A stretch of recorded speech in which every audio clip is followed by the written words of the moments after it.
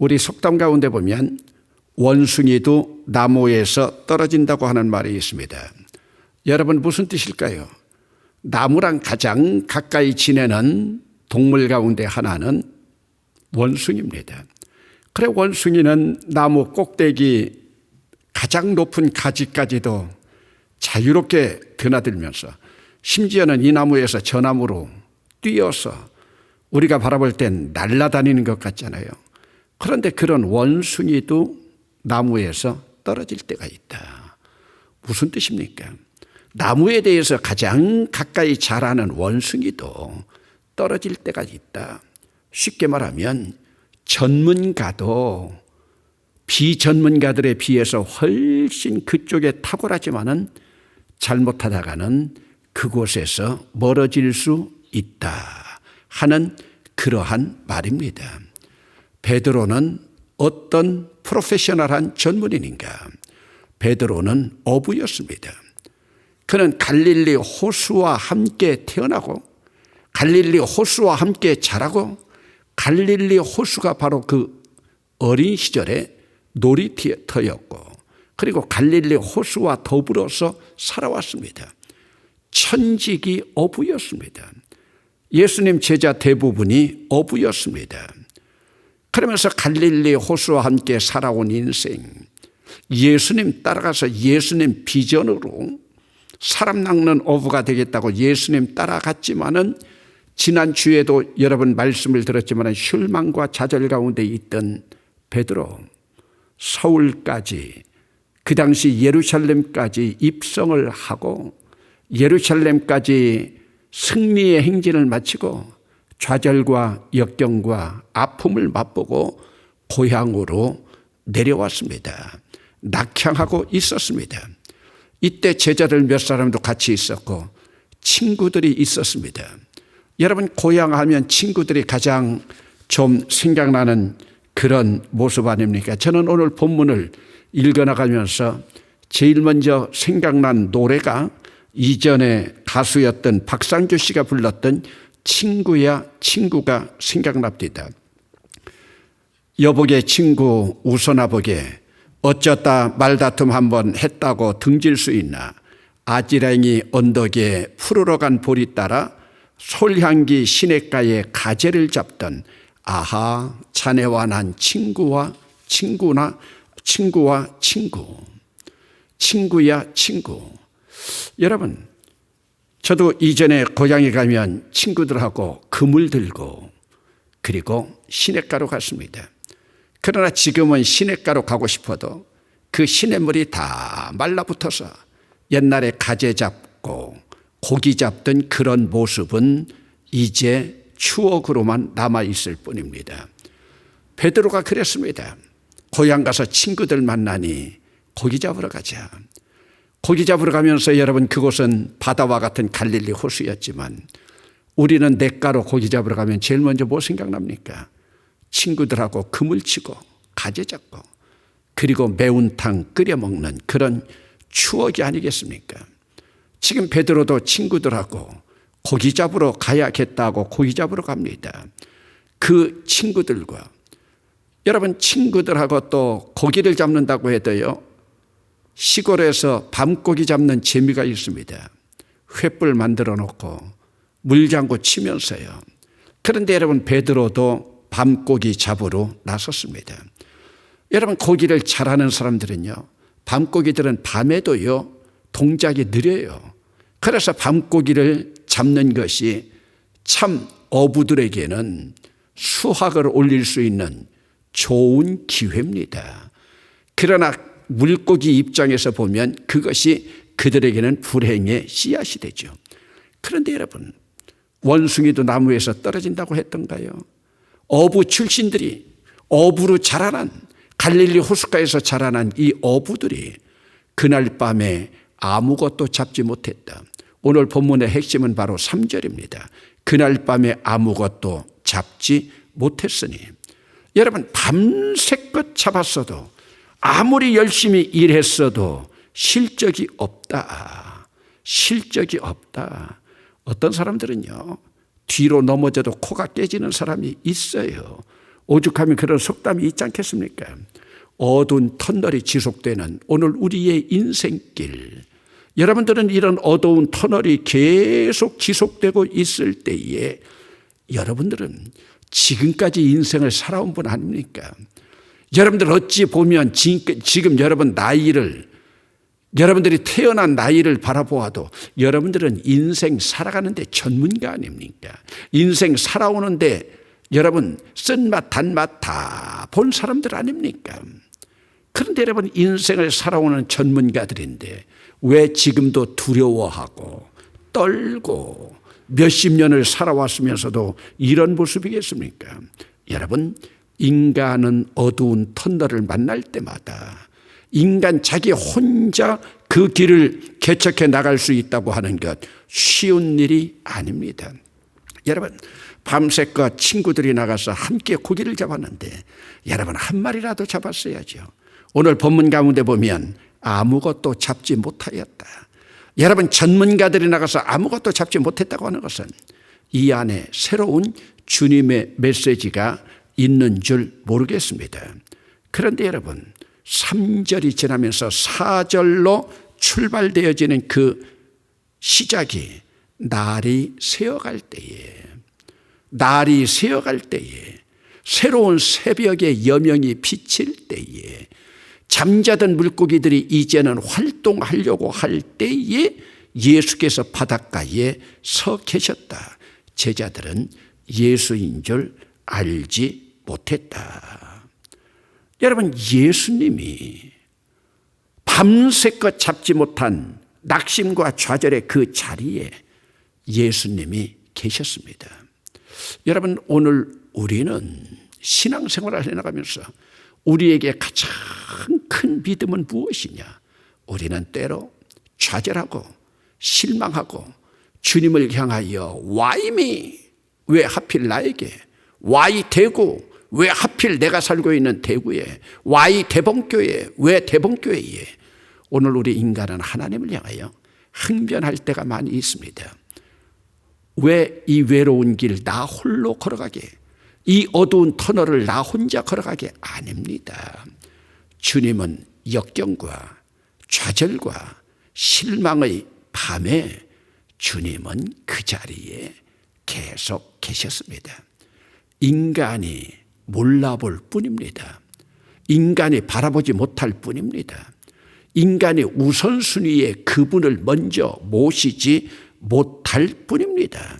날이 새어갈 때에 예수께서 바닷가에 서셨으나 사실은 날이 새어갈 때 예수께서 바닷가에 서신 것이 아니라 한밤에도 그 자리에 계셨습니다. 한밤중에도 그 자리에 계셨습니다. 죄자들이 낙심하고 죄자들이 역경과 시련 가운데 있을 때 풍랑 이는 바닷가에 주님은 계셨습니다. 제자들이 영안이 밝지 못해서 예수님을 몰라본 것뿐이지 주님은 그 자리에 우두커니처럼 말없는 전봇대처럼 주님은 그 자리에 함께 계셨습니다. 여러분, 이때 오늘 우리는 주님을 누가 먼저 알아보느냐? 아니요. 역경과 좌절 가운데서도 영적으로 살아가는 사람들은 그 자리에서도 임마누엘로 동행하시는 주님을 바라볼 수 있습니다. 여러분, 오늘 우리는 인간이 해결할 수 없는, 이번에도 코로나 바이러스 19와 같은 이런 감염병이 찾아올 때 여러분들은 제일 먼저 누가 생각납니까? 여러분, 이때 누가 생각납니까? 오늘 여러분 혼자 견디는 것 같습니까? 아닙니다. 내 역경과 시련의 그 자리에 우리 주님 계십니다. 여러분, 구약 성경을 조금 살펴보면 저는 구약 성경에 나온 왕정시대의 왕들의 역사 가운데에서 특별히 여호사밧에게 주목해 봅니다. 여호사밧은 남왕국 왕이었는데 여호사밧은 역경과 시련이 있을 때마다 여호사밧이 하는 말 한마디가 있습니다. 여기 우리가 물어볼 하나님의 사람 없느냐? 여기에 선지자 없느냐? 여러분, 이전에도 여러분께 한번 설교한 적이 있는데 열왕기하 3장 가운데 보면은 북왕국 이스라엘과 남왕국 유다와 에돔이라고 하는 세 나라가 동맹을 맺어서 모압이라고 하는 나라와 전투하러 일주일을 떠나서 에돔 골짜기에 갔을 때에 물이 떨어졌습니다. 제가 여러분께 계속 말씀드렸죠. 구약에 물이 떨어졌다는 것은 예수님이 떨어졌다는 것이고 성령님이 떨어졌다는 것이고 십자가가 떨어졌다는 것입니다. 여러분, 전쟁을 하는데 일주일 동안 걸어가는데 물이 떨어졌습니다. 이것은 물이 떨어진 게 아닙니다. 예수님이 떨어진 겁니다. 여러분, 일주일 걸어갔는데 일주일 다시 돌아오려면 여러분, 이 당시 물이 막 풍부했던 갈릴리까지 아니면 요단강까지 일주일을 또 돌아와야 됩니다. 그럴 동안에 가축과 그 병사들 다 죽습니다. 이때 어려움에 처해 있을 때 주인공도 아니었던 여호사밧이, 주인공은 하나님을 믿지 않는 북왕국의 여호람이었는데 동맹을 맺어서 왔던 여호사밧이 여호람에게 묻습니다. 이 산지에, 이 산에 우리가 물을 만한 선지자 없느냐? 오늘날로 말하면 우리가 물을 만한 영적인 지도자, 목사님 없느냐? 없다고 합니다. 없다고 합니다. 왜요? 이미 북왕국은 하나님을 떠난 지 오래되었기 때문에요. 이때 북왕국의 한 신하가, 아니요, 저 골짜기에 엘리야의 손에 물을 붓던 엘리야의 제자 엘리사가 있습니다. 그때 그들이 엘리사를 찾아갑니다. 엘리사가 뭐라고 말하는 줄 압니까? 북왕국 하나님을 알지 못하고 우리 스승 엘리야를 죽이려고 했던 아합의 아들 여호람, 너는 내 원수지만은 내가 여호사밧을 보아서 여호사밧의 얼굴 때문에, 얼굴이라고 하는 것을 조금 어려운 말로 하면 뭡니까? 여호사밧의 체면 때문에 내가 하나님의 영으로 너희들을 돕겠다. 그러면서 거기서 유명하게 물이 나오지 않으면 삽을 달라고 하든지 도구를 달라고 해야 되는데 검은고 켤자를 데리고 오고 검은고를 가져와서 켜면서 하나님의 영으로, 이때 에돔 골짜기에 물이 콸콸 나지 않았습니까? 물이 떨어졌는데 물이 콸콸 났다. 예수님이 떨어졌는데 예수님이 충만했고 성령님이 떨어졌는데 성령님으로 충만했다. 이것은 무엇을 의미합니까? 여러분, 하나님의 복이 어디에서 임하는가? 여러분, 열왕기하 19장 가운데 보면은 또 히스기야가 어려움 겪습니다. 저는 여러분 히스기야 좋아하는 것 알잖아요. 왜요? 저랑 돌림자라요. 희종이는 히스기야 좋아하고 그리고 히브리서 좋아합니다. 여러분, 나 북왕국에 아수르의 산헤립이 쳐들어왔죠. 여러분, 아수르의 산헤립 왕의 군대 장관이 누군 줄 압니까? 제가 여러분들에게 많이 물었죠. 이때 아수르의 군대 장관이 바로 랍사게입니다. 이름도 좀 그렇죠. 많이 들어봤죠. 랍사게 장군 와가지고 너희들이 이제 완전 포위돼서 똥과 오줌 먹을 것이다. 항복하라. 이때 히스기야가 어떻게 합니까?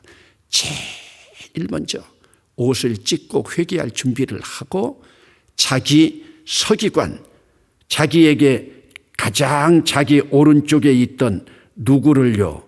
엘리야김을 이사야 선지자에게 보냅니다. 성경에는 왕궁의 책임자라고 하는데 이것이 바로 비서실장이에요. 우리로 말하면 지금 청와대 춘추관장쯤 될까요? 그러면서 그를 누구에게 보내느냐? 이사야 선지자에게 보냅니다. 그러면서 뭐라고 부탁합니까? 오늘은 우리나라가 환난과 징벌과 모욕의 날이라. 아이를 낳을 때가 되었는데 해산할 힘이 없으니 우리를 위하여 기도해달라. 여러분, 세상에 이런 왕이 있습니까? 나라가 곤고하고 어려운 책벌의 날이 닥치니까 왕이 베옷을 입고 회개하면서 왕궁의 책임자 비서실장을 누구에게 보냅니까? 이사야 선지자, 이사야 목사에게 보내가지고 기도하게 해달라. 이때 이사야는 벌써 기도응답을 받았습니다. 하나님의 영이 이사야에게 임했습니다. 응답이 히스기야 왕에게 바로 온 것이 아닙니다. 이사야를 통해서 왔습니다. 그래서 여러분, 제가 여러분들에게 성경 자주 찾아주었지만은 열왕기하 19장 35절 18만 5천 명의 아수르 군이 송장이 되었더라. 그 밤이 책벌과 곤란의 날이었지만 아침이 밝았을 때에 18만 5천 명이 송장이 되었더라. 베드로가 그 밤에 한 마리의 물고기도 잡지 못했지만은 날이 새어올 때에 예수님의 말씀에 의지해서 예수님이 뭐라고 말씀하십니까? 오늘 본문 6절 가운데 보면은 그물을 배 오른편에 던지라 그리하면 잡으리라. 여러분, 어찌 보면 베드로도 참 순진한 사람일 수 있습니다. 왜요? 예수님 말씀할 때에 이때 예수님이 주님인 줄 베드로는 몰랐습니다. 여러분, 배 오른편에 던지라. 아니, 한밤 동안에 여러분 그물을 몇 번이나 내려봤겠습니까? 그물을 몇 번이나 내려봤겠습니까? 자기들이 갈릴리 호수의 전문가인가도 모르고 이제 그물을 접으려고 하는데 오른편에 가서 던지라. 오른편에 가서 던지라. 그리하면 잡으리라. 모르겠어요. 베드로가 많이 답답했는지 갈급했는지 아니면 고기 잡으러 따라오지 못한 그 제자들에게까지 체면이 서지 않아서 그랬을지 모르지만은 오늘 본문에서는 순종하는 모습이 보입니다. 베드로 평상시 같으면 순종하지 않았겠죠. 성질 급하죠. 네가 누군데 나한테 시킬 수 있냐. 나는 여기서 뼈가 자란 전문가다. 여러분, 그러면서 그곳에서 고기 잘 잡는 어부들, 자기 마을에 있는 사람들, 뭐 그 옛날 얼마나 되겠습니까? 베드로가 다 알고 있었을 거예요. 그런데 누구인지 묻지도 않고 오른편에 그물을 던졌을 때 그물이 찢어질 만큼 되었습니다. 이것과 비슷한 기사가 누가복음 5장에도 또 나타나고 있습니다. 이때 베드로는 이미 예수님 만나기 전이었습니다. 그때 그물이 찢어질 직전까지 됐을 때 베드로가 그물까지 다 버려두고 예수님을 따라 나섭니다. 누가복음은 5장에서부터 제자들이 따라 나서게 됩니다. 오늘 본문도 비슷합니다. 물고기가 많아서 그물을 들 수가 없었습니다. 이때 그들의 아픔, 절망이 새로운 희망으로 비춰질 때, 여명의 빛이 비춰질 때, 여러분 7절에 사랑하는 그 제자가 오늘 본서를 기록한 요한입니다. 요한이 베드로에게 말합니다. 주님이시라. 주님이시라. 부활하신 예수님이시라. 여러분, 우리가 물에 뛰어든다면 벗었던 옷도 벗고 뛰어드는데 베드로는 벗었던 겉옷을 걸치고 그 물가에서라도 예의를 좀 갖추면서 주님에게로 가기 위해서 바다로 뛰어내립니다.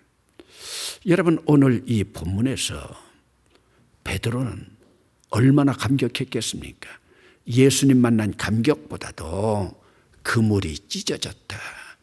여러분, 어부들 고기 잡으면요, 어지간히 잡으면 그 고기 세어보지 않습니다.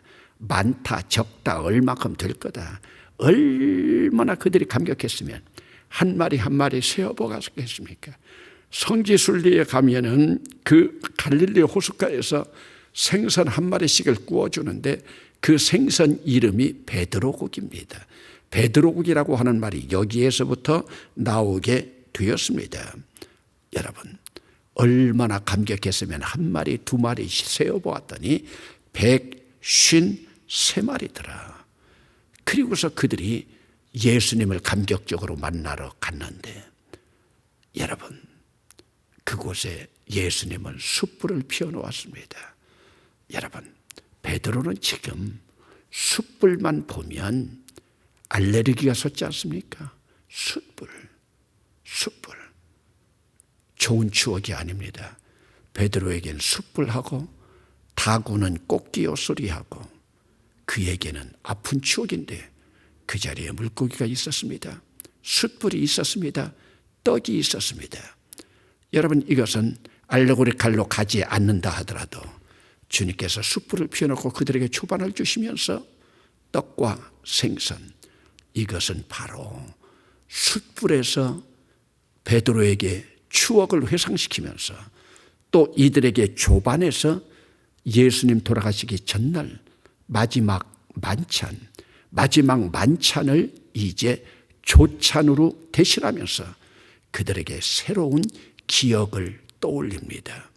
그들에게 새로운 기억을 떠올리게 하면서 오늘 우리 주님께서 부활하신 후에 첫 번째 애찬을 이 자리에서 나누고 있는 겁니다. 정식 성찬은 아니지만 제자들에게 리마인드 시킵니다. 내 몸을 기억하라. 너희들을 위하여 상하고 찢긴 내 몸. 너희들을 위하여 상하고 찢긴 내 몸. 그러면서 그들에게 새로운 사명을 허락해 줍니다. 새로운 사명은 지난주일 설교 때 여러분들에게 이미 말씀드렸죠. 오늘 우리 주님께서 구주 되신다. 여러분, 오늘 역경과 시련 가운데 없는 사람이 없습니다. 이때 정말로 주님을 바라보는가?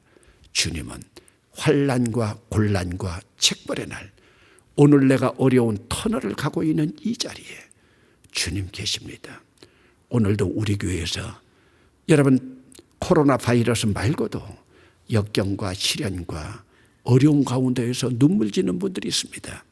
나 혼자 발버둥 치는 것 아닙니다. 임마누엘 주님 그 자리에 계십니다. 내가 눈이 멀어서 바라보지 못할 뿐입니다.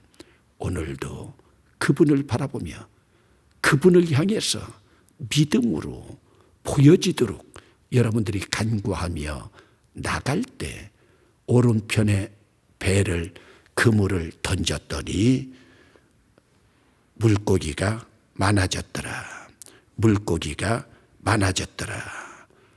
그래서 그물을 들을 수가 없었더라. 여러분, 오늘 주님은 문제가 아닙니다. 내가 문제입니다. 주님은 언제나 해답자가 되십니다. 오늘도 이 주님 바라보면서 역경과 시련과 큰 물결이 설레는 이 바닷가에서 주님 바라보며 주님만을 생각하며 주님만을 의지하며 승리의 길, 두려움을 물리치는 복된 길 걸어갈 수 있기를, 이것으로 4월을 마감할 수 있는 복된 여러분 되시길 주의 이름으로 축원합니다.